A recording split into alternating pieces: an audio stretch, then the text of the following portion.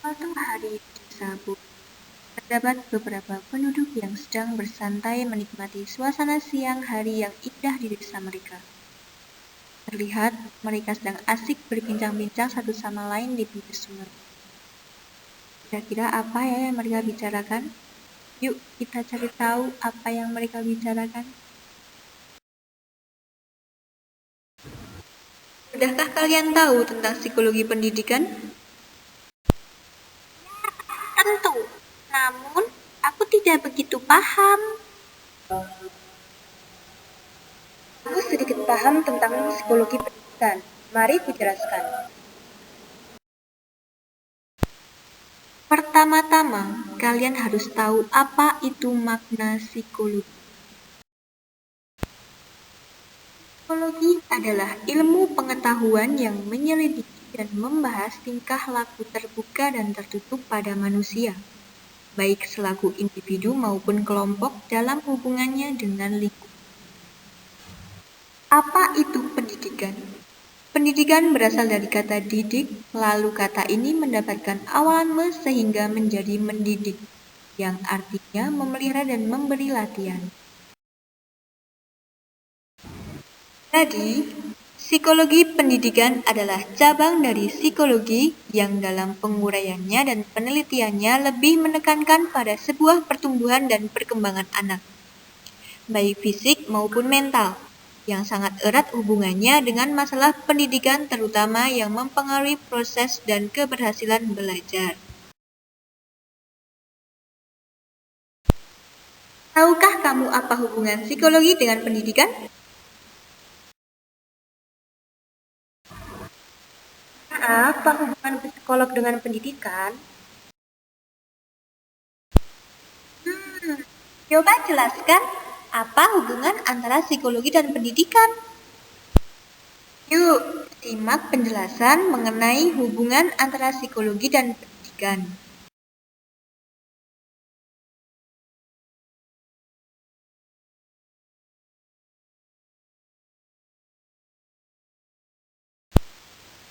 Pendidikan memiliki peran dalam pembimbingan hidup seseorang yang akan menentukan bagaimana karakter dan perilakunya terbentuk. Sementara itu, psikologi adalah ilmu yang mempelajari mengenai perilaku dan tingkah laku manusia. Sedangkan pendidikan membutuhkan studi perilaku dan tingkah laku serta didik untuk dapat memberikan perubahan yang diinginkan oleh tujuan pembelajaran. Maka dari itu, keduanya hampir tidak dapat dipisahkan. Jika dipaparkan melalui beberapa poin penting, berikut adalah hubungan antara psikologi dengan pendidikan. Pertama, mendidik berarti membantu peserta didik agar mendapatkan perkembangan karakter secara optimal sesuai dengan tujuan pendidikan. Kedua, peserta didik merupakan makhluk psikososio-spiritual. Ketiga, aspek psikologis tidak dapat diabaikan dalam proses pendidikan. Keempat, pendidikan dilaksanakan berdasarkan landasan filosofis, psikologis, sosiokultural, dan teknologi.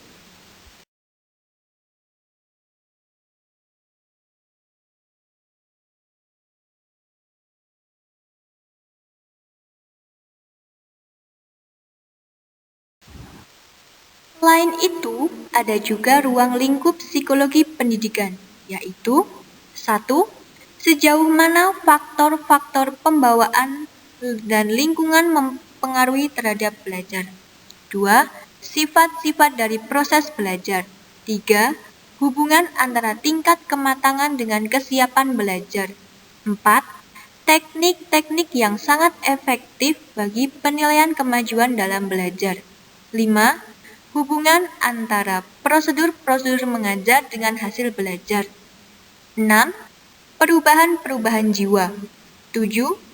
Nilai atau manfaat sikap ilmiah terhadap pendidikan bagi personil sekolah. 8. Signifikansi pendidikan terhadap perbedaan-perbedaan individual dalam kecepatan dan keterbatasan belajar. 9. Akibat atau pengaruh psikologis yang ditimbulkan oleh kondisi-kondisi sosiologis terhadap sikap para siswa. 10.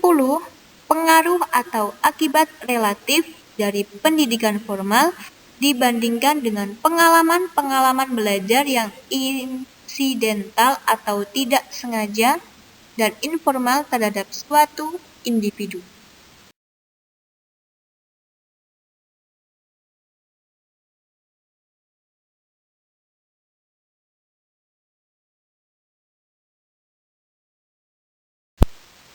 Selain itu, ada juga metode psikologi pendidikan. Metode yang biasa digunakan dalam psikologi pendidikan untuk memahami perilaku dan karakteristik peserta didik secara umum dapat dibagi menjadi dua kategori umum, yakni sebagai berikut. 1. Metode tes dilakukan dengan alat atau instrumen yang valid dan reliable dengan dilakukan dengan aturan tertentu. Metode ini dipilih untuk mengumpulkan data mengenai kemampuan akademik, bakat, minat, dan kecerdasan. 2. Metode non-tes.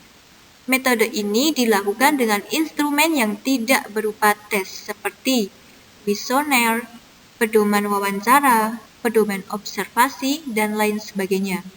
Metode ini dipilih untuk mengumpulkan data mengenai fakta atau opini dari peserta didik. Ada pula contoh metode psikologi pendidikan, seperti observasi, tes, eksperimen, kuesioner atau angket, studi kasus, metode klinis, proyeksi, dan introspeksi.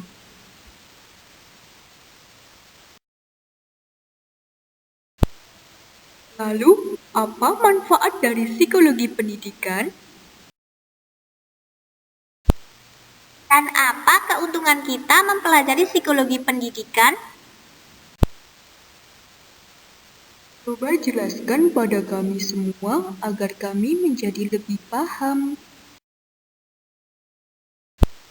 Baiklah, kalau begitu dengarkan baik-baik.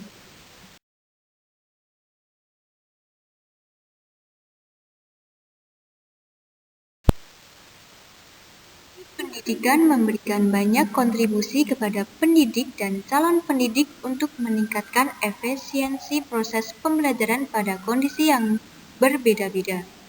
Berikut adalah beberapa manfaat dalam mempelajari psikologi pendidikan. 1.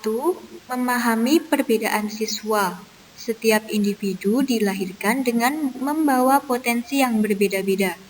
Psikologi pendidikan memahami keberagaman antara siswa satu dengan siswa yang lainnya, mulai dari perbedaan tingkat pertumbuhannya, tugas perkembangannya, sampai pada masing-masing potensi yang dimiliki oleh anak.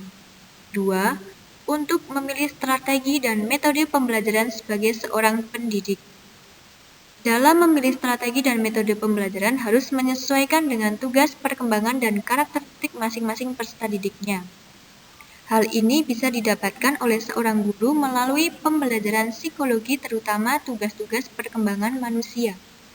Juga, metode dan model pendidikan sudah bisa menyesuaikan dengan kondisi peserta didik, maka proses pembelajaran bisa berjalan dengan maksimal. 3. Untuk menciptakan iklim belajar yang kondusif di dalam kelas. Disinilah peran psikologi pendidikan yang mampu mengajarkan bagaimana seorang pendidik mampu memahami kondisi psikologis dan menciptakan suasana pembelajaran yang kondusif, sehingga proses pembelajaran di dalam kelas bisa berjalan secara efektif. 4. Memberikan bimbingan dan pengarahan kepada siswa selain berperan sebagai pengajar di dalam kelas. Seorang guru juga diharapkan bisa menjadi seorang pembimbing yang mampu memberikan bimbingan kepada peserta didiknya, terutama ketika peserta didik mendapatkan permasalahan akademik. 5. Mengevaluasi hasil pembelajaran. Tugas utama guru atau pendidik adalah mengajar di dalam kelas dan melakukan evaluasi dari hasil pengajaran yang sudah dilakukan. Dengan mempelajari psikologi pendidikan, diharapkan seorang pendidik mampu memberikan penilaian dan evaluasi secara adil, menyesuaikan dengan kemampuan yang dimiliki oleh masing-masing peserta didik, tanpa membedakan antara satu dengan yang lainnya.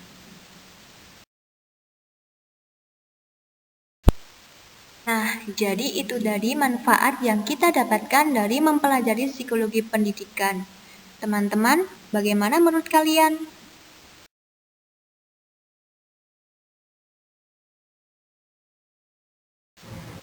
Wah, ternyata banyak keuntungan dari mempelajari psikologi pendidikan. Dari pembicaraan ini, kami jadi mendapatkan pengetahuan dan wawasan tentang psikologi pendidikan.